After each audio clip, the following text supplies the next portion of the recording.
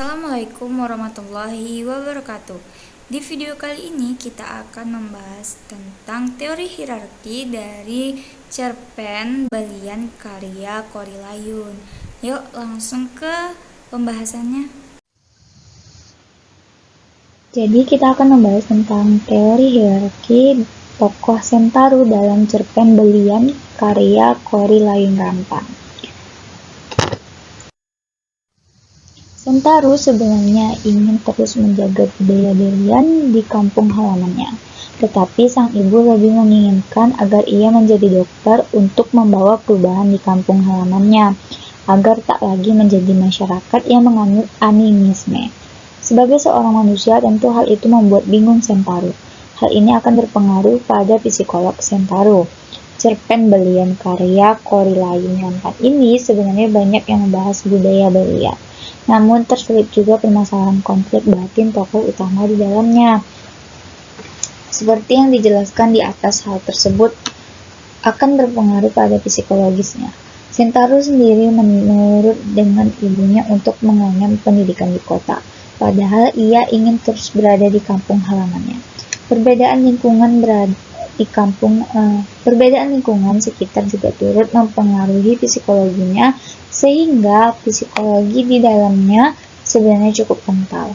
Untuk itu, penulis dari cerpen tersebut ingin mencoba menganalisis kepribadian Sentaru dalam cerpen Belian karya Korrie Layun Rampan dengan konflik batin yang ada dalam dirinya, maka akan mempengaruhi psikologisnya. Penulis akan mencoba menganalisis kepribadian tersebut dengan psikologi milik Abraham Maslow, di mana akan terfokus pada fisiologi, rasa aman, cinta, dan harga diri, dan aktualisasi diri. Yang pertama kita akan membahas dari segi fisiologisnya. Kebutuhan paling dasar pada setiap orang adalah kebutuhan fisiologis, yakni kebutuhan untuk mempertahankan hidupnya secara fisik. Kebutuhan-kebutuhan itu seperti kebutuhan akan makanan, minuman, tempat berteduh, tidur, dan oksigen. Dalam cerpen Belian karya Korrie Layun Rampan tidak terdapat aspek fisiologis, karena tidak digambarkan bagaimana tokoh bertahan hidup, entah dengan tidurnya, makan, atau sekalipun tak pernah tersinggung dalam cerpen. Nah, lalu ada rasa aman. Setelah kebutuhan-kebutuhan fisiologis terpuaskan secukupnya, muncullah apa yang disebut dengan kebutuhan rasa aman. Kebutuhan-kebutuhan akan rasa aman ini diantaranya adalah rasa aman fisik.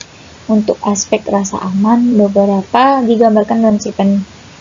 Misalnya di dalam cerpen, ibu memang turunan ayahnya seorang kepala adat, atau orang sini lebih menghormatiku sebagai anak seorang polisi dan cucu kepala adat, yang menjelaskan bahwa ia sebenarnya memiliki rasa aman karena tak akan mungkin diganggu oleh orang lain karena ia anak polisi dan cucu dari kepala adat.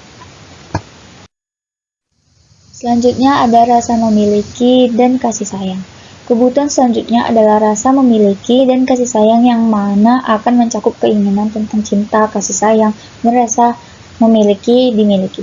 Dalam cerpen Belian karya Korrie ini terdapat aspek rasa memiliki dan kasih sayang. Kutipannya ialah sebagai berikut: kau benar, kau punya masalah, aku punya masalah. Bagaimana kalau kita sisihkan masalah masing-masing dan besok ku minta ibu datang melamarmu? Apa pendapatmu? Atau selama 27 tahun aku tak pernah memikirkan wanita karena harus menjadi pahlawan versi ibu. Namun selama sebulan ditemuilah perasaan aneh sering meremas jantungku jika aku melihat Ule. Kedua kutipan tersebut menggambarkan bahwa Sentaru memiliki perasaan cinta dan kasih sayang kepada Ule, teman wanitanya. Hal itu menandakan bahwa Sentaru memiliki aspek rasa memiliki dan kasih sayang. Lalu selanjutnya kebutuhan akan penghargaan. Ketika kebutuhan rasa memiliki dan kasih sayang setelah terpenuhi, maka selanjutnya adalah kebutuhan akan penghargaan. Di sini ada dua kategori mengenai kebutuhan penghargaan, yaitu kebutuhan yang lebih rendah dan lebih tinggi. Untuk masalahnya kita melihat kutipan itu. Di dalam kutipannya, sebagai dokter aku telah mempelajari anatomi dan susunan luar dan dalam badan manusia. Aku mempelajari segala macam penyakit dan penyebab manusia sakit, lalu cara-cara penyembuhannya. dan dokter itu pahlawan kehidupan. Suara ibu selalu aku kenang pada saat aku lulus saringan di salah satu fakultas kedokteran di Surabaya. Maka kita bisa mendapati bahwa Sentaru telah memiliki kebutuhan akan penghargaannya dengan cara ia menjadi dokter. Dan ibunya menegaskan bahwa itu adalah prestasi yang sangat bagus. Meskipun begitu, ia masih belum dihargai oleh warga di tempat kelahirannya seperti dalam kutipan, dokter itu untuk orang kota, kata orang tetua yang kudatangi rumahnya. Orang-orang desa seperti kami ini hanya bisa disembuhkan dengan berlian. Ia pandang wajahku seperti menyimpan ketakutan. Nah, yang terakhir itu ada aktualisasi diri. Tingkatan yang terakhir adalah kebutuhan aktualisasi diri.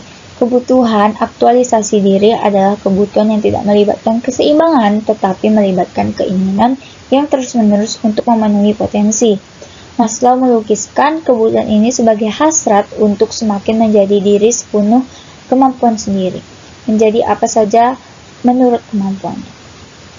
Dalam kutipan tersebut, yang bercetak miring tersebut menandakan bahwa Sentaru masih dalam proses untuk aktualisasi diri.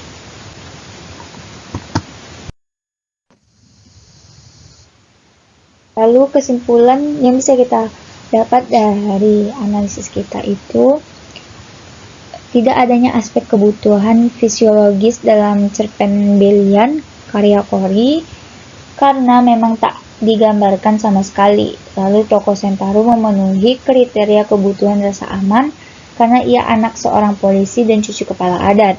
Untuk masalah percintaan dan kebutuhan rasa memiliki dan kasih sayang, Sentaru jatuh cinta kepada tokoh Ule. Kebutuhan penghargaannya sebenarnya sudah tercukupi, namun kurang maksimal karena masih ada penolakan dari masyarakat kampungnya. Terakhir ialah aktualisasi diri. Tokoh Sentaru masih dalam proses untuk mengaktualisasikan dirinya sendiri. Sekian dari saya. Assalamualaikum warahmatullahi wabarakatuh.